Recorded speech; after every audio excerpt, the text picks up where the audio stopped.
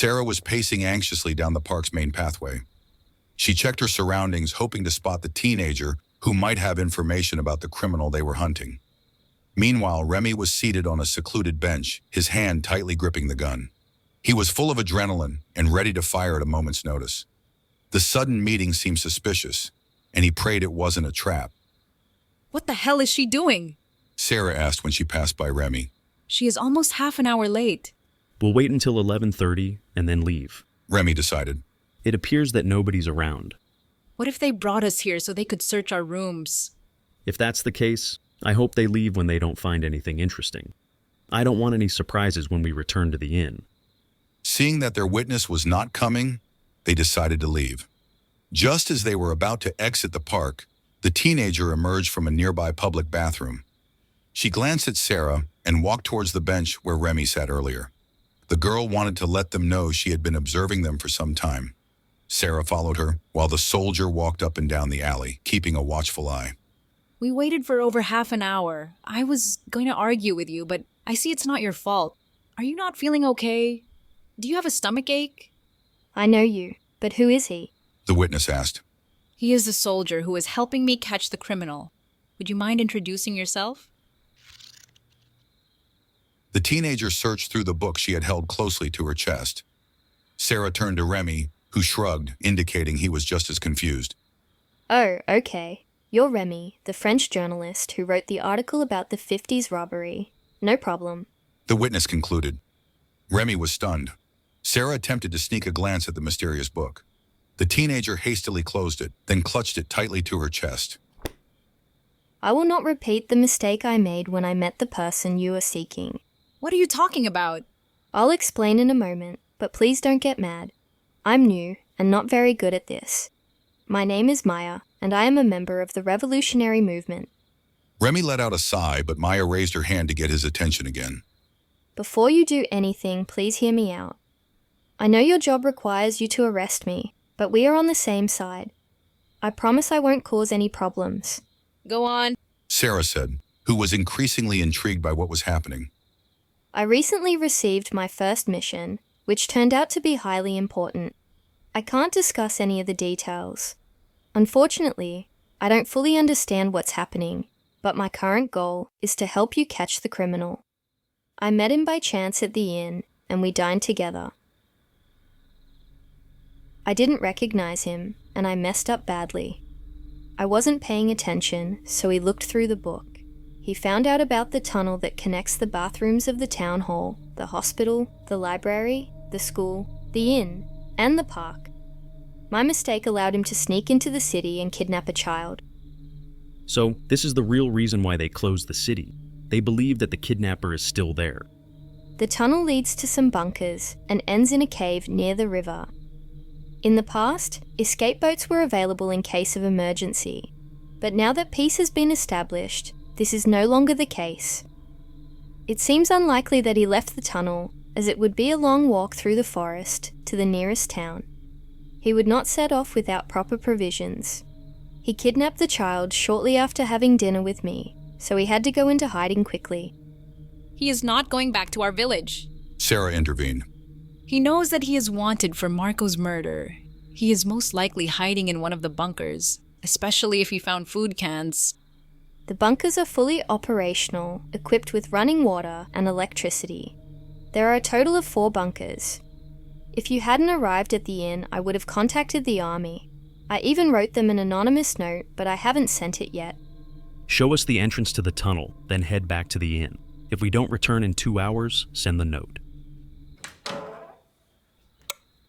Maya led them to the women's bathroom. Sara had expected an impressive entrance to the tunnel, but she was disappointed. Maya opened the door to a cleaning supply room using a key hidden under a loose tile. At the back of the room, they found a manhole cover that Remy struggled to move.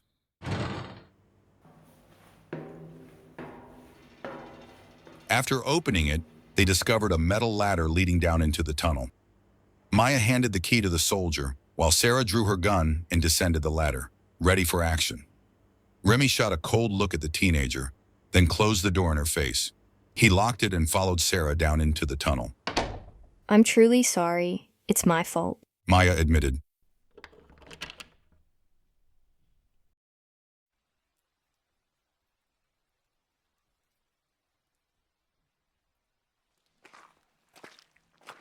They made their way through the narrow and dimly lit tunnel. A musty smell filled the air.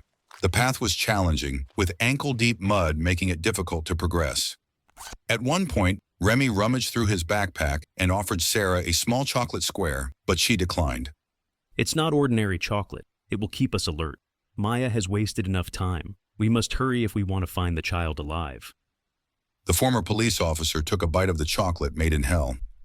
Despite the bitter taste, she felt a sudden surge of energy as its effects began to kick in. Soon, her palms and the soles of her feet started to warm up, and her heart began to beat strongly. Feeling better? Remy asked. Definitely. Let's hurry. The two reached the first bunker. The rusty metal door was wide open. With their weapons ready, they began to check every room. To search faster, they decided to split up. While investigating one of the bedrooms, Sara heard some noises. It came from the kitchen. On my way. As the woman was running, she heard a thud, followed by a scream. She entered the kitchen and listened for a few moments, but there was dead silence. She found Remy lying on the floor, in the storage room, among the fallen food cans. His gun was missing, and he didn't respond when she kicked him lightly.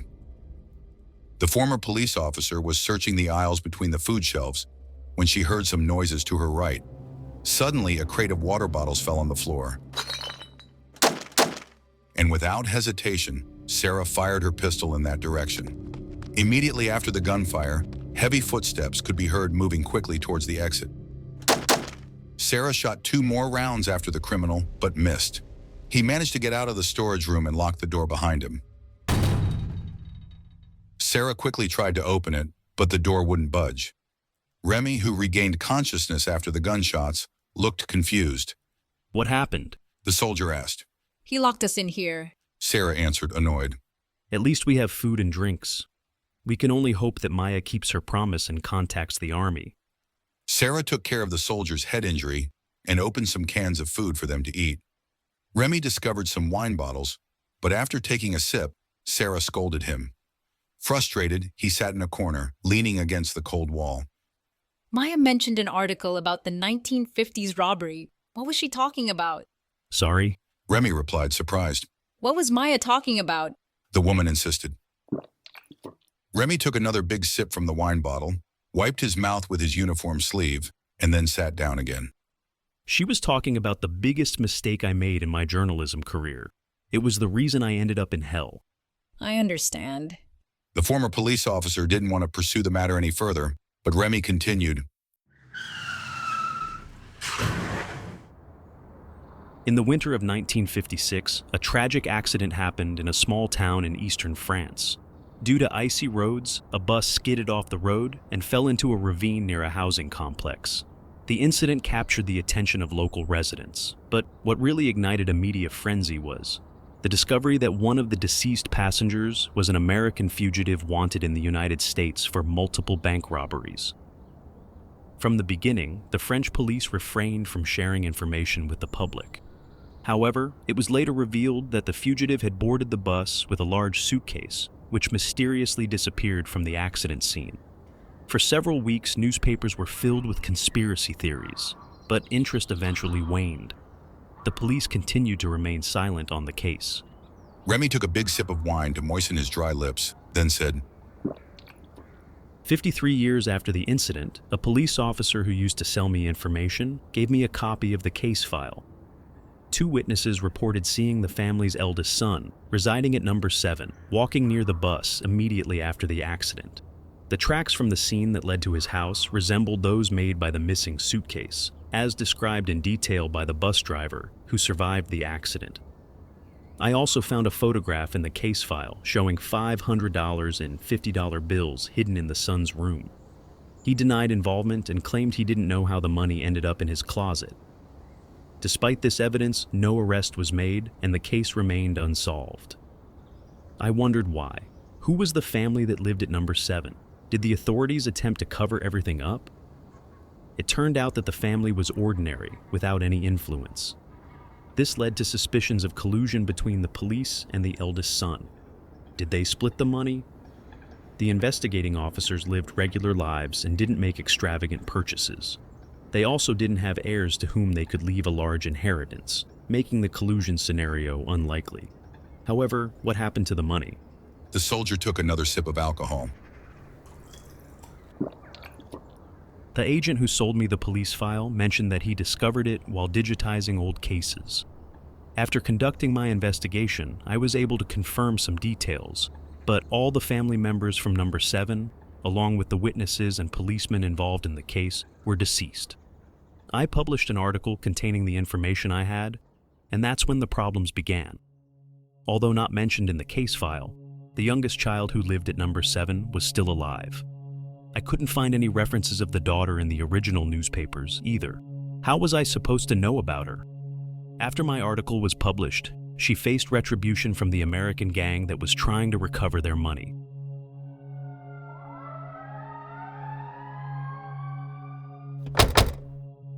The assassins were quickly apprehended, raising my suspicions. My career was ruined, and I felt I deserved it for publishing something without proper fact-checking. After a year of hard work, I uncovered the truth. The file I received was fake. The names of the policemen who supposedly investigated the case were incorrect. The actual officers who were also deceased had children working in the police force. The agent who sold me the case file was one of them.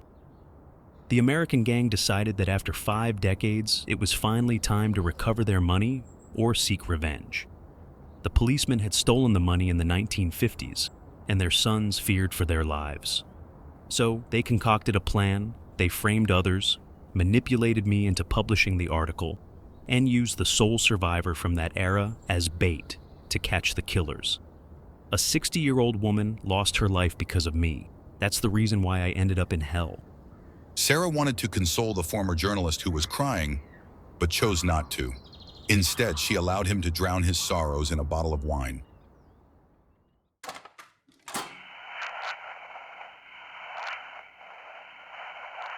A soldier entered the storage room. Maya had kept her promise and alerted the army.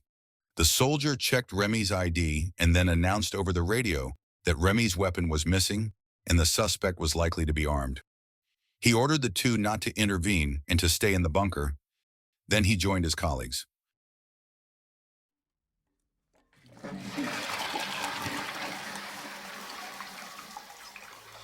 Remy was using the toilet and Sara was eating when they heard a gunshot. Before the two could reach the entrance of the bunker, 8 more shots were fired. Remy was the first to go into the tunnel. A soldier hurried past and told him the fugitive had been killed. Noah? Sara asked as she exited the bunker. The soldier stopped and faced her. Sara smiled and went to hug him. How the hell did you get here? I thought you were dead. I don't remember how I got here, but it's been some years. Noah answered. Sara's eyes filled with tears. I'm sorry for what happened. I want you to know that I took care of your daughter as if she were my own. Anna grew up to be a wonderful person. The last time I saw her, just before I arrived here, she was in her first year of medical school. You should be proud of her. I am so sorry that my ambitions separated you two. Noah's eyes glistened with tears as he embraced Sara tightly. Remy's smile disappeared when he noticed the scratches on Noah's hand. He aimed Sara's gun, which he had kept, at Noah. In response, the criminal shoved the former police officer aside and pulled out the weapon he had stolen from Remy.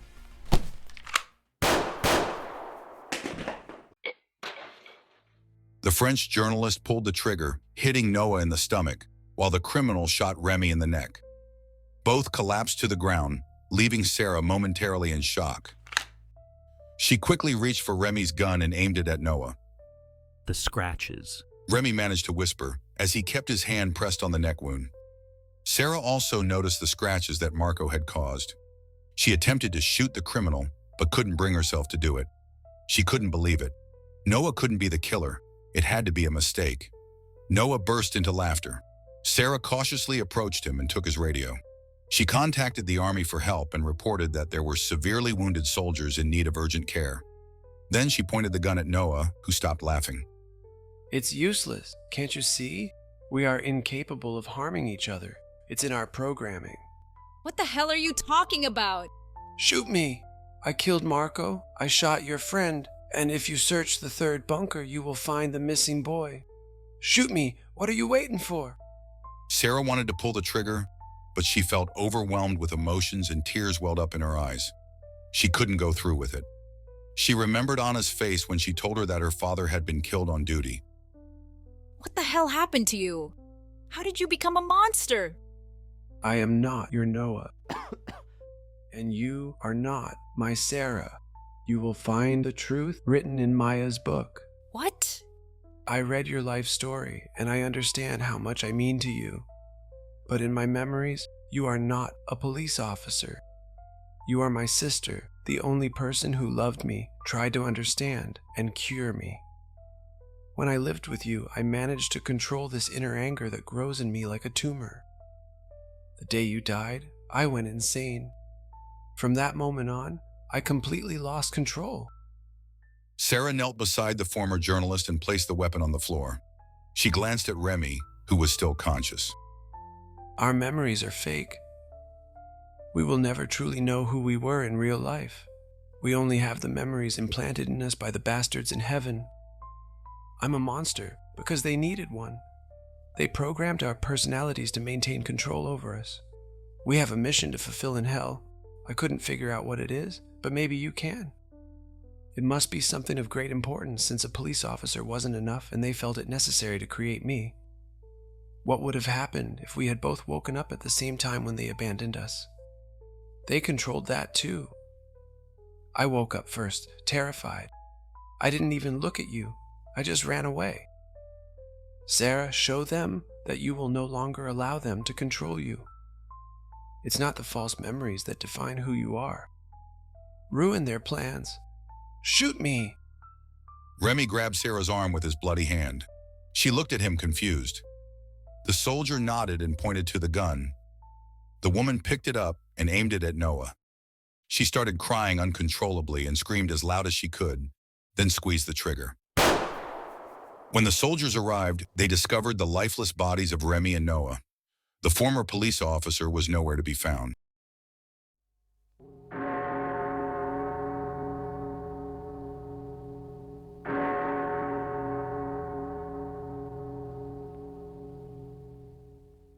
Sara wasn't on the Army's wanted list because the events that had occurred in the tunnel were crystal clear. The criminal had killed all the soldiers sent to capture him, but the former police officer succeeded in eliminating him. This fact had caught the general's attention. The kidnapped child was found alive and unharmed. Following the investigation, it was revealed that Noah had hesitated to kill his victim, fully aware that this delay would eventually lead to his capture. At one point, he even considered freeing the child, but after experiencing a nervous breakdown, he ultimately decided against it. Noah's intentions remained a mystery that did not garner much interest, especially now that he was dead. Sara spent several days searching for Maya, but the teenager had disappeared. It was now clear that the only reason Maya had contacted them was to correct her mistake. Her carelessness had allowed Noah to strike again. Remy's lifeless body was brought back to the village for burial. Although the locals were now familiar with the traditions, he was given a military burial, which once again caused chaos among them. Sara attended Remy's funeral from a distance. She wanted to be there with him one last time, but she feared that the soldiers might detain her. She was sure that her disappearance was already raising suspicions. Once Remy's body was set on fire and carried away by the river to the north, Sara returned to the tent she had inherited from the journalist. To her surprise, she found Maya there, already starting a fire for cooking. Both did not speak for several minutes as they prepared the food. Sensing that Sara was still angry with her for the mistake she had made, Maya pointed out, You do know that the boy was found alive, right? You two saved his life. What do you want? Maya smiled at the former police officer and handed her a bowl of soup that they had just prepared. After eating in silence for a few minutes, Maya finally spoke. Please don't get mad, but there's a new problem that we need to deal with. Sara's face flushed red, and she was on the verge of yelling at the teenager. However, the girl timidly raised her hand to stop her. I swear I haven't done anything foolish. It's just that I'm inexperienced, and I was assigned a highly important mission. Tell me what happened. I realized too late that Noah had torn some pages from my book, and I couldn't find them in the bunkers. The kidnapped boy told me that the army confiscated the pages and is transporting them to the capital city. This is a terrible situation. If the general reads those pages, we will both be in danger. He might believe that you are also part of the revolutionary movement. What? I'm sorry. Maya said, all flushed. What's written on those pages? That I can't tell you. It's better if you don't know. I'm not allowed to interfere with your mission. What mission are you talking about? What did Noah read in that book of yours? Maya began to cry, clutching the book to her chest with trembling hands.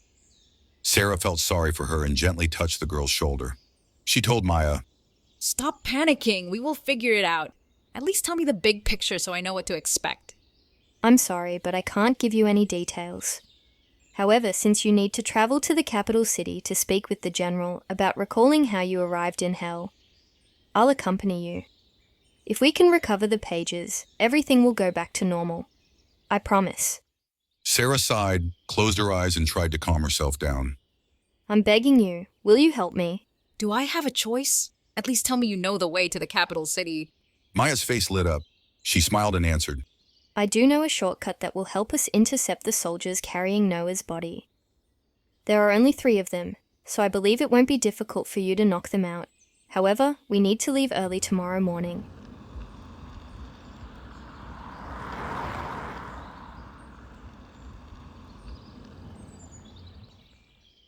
Fine. Maya jumped with joy and hugged Sara tightly. The former police officer quickly snatched the book from her hand. Sara opened it but didn't look inside. Maya began to shake with panic. Sara laughed, closed the book, and handed it back to the girl.